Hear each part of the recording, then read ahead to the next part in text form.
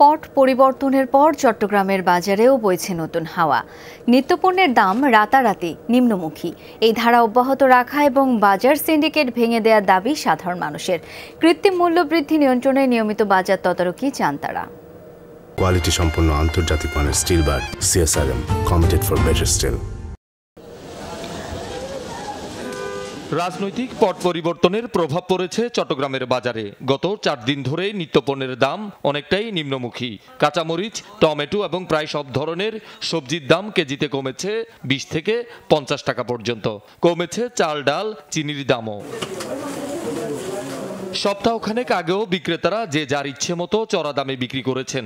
সরকার পরিবর্তনের পর রাতারাতি দাম কমিয়ে দেয়ায় বিস্মিত ভোক্তারা।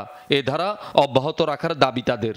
আমাদের গরিব মানুষের চাওয়া একটাই যে আমরা যেন দুইটা চাল ডাল একটু সস্তায় খাইতে পারি, যে সরকারি আসুক। জিনিসের অনেক দাম, এর দাম কিভাবে কমানো যায় এটা নতুন সরকারের কাছে আমাদের আবেদন। সরকারের কাছে একটা দাবি, জিনিসপত্রের দাম যেন সঠিক থাকে, আমরাও বিক্রি করে যেন শান্তি পাই, জনগণ যেন 2 টাকা কি কম দিয়ে কিনতে পারে।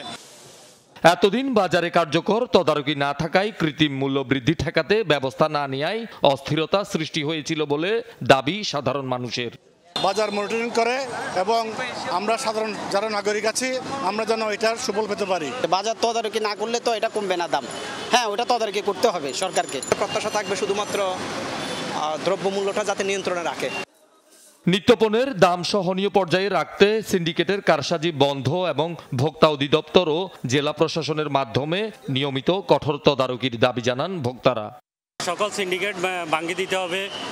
আপনার জায়গা যে আপনার চাঁদাবাজি হয়, আপনার ওগুলা ভাঙতে হবে। চাঁদাবাজি দেওয়া লাগে, রুটে খরচ দেওয়া লাগে, বাজারে ঢুকতে টাকা দেওয়া লাগে। এসব যদি কিছু কমে তখন মালে তারা কিছু কমে বেচলে আমরা কিছু কমে বেচতে পারবো। আবেদন যাতে জিনিসপত্রের রেট কমাইতে, আগে বাড়তি ছিল, সিন্ডিকেট ছিল, এখন যাতে কমাইতে। সন্ত্রাস এবং চাঁদাবাজি নির্মূল করতে পারলে তাহলে সরকার করতে পারবে দ্রব্যমূল্য নিয়ন্ত্রণ। শহীদুল সুমন, যমুনা নিউজ, চট্টগ্রাম।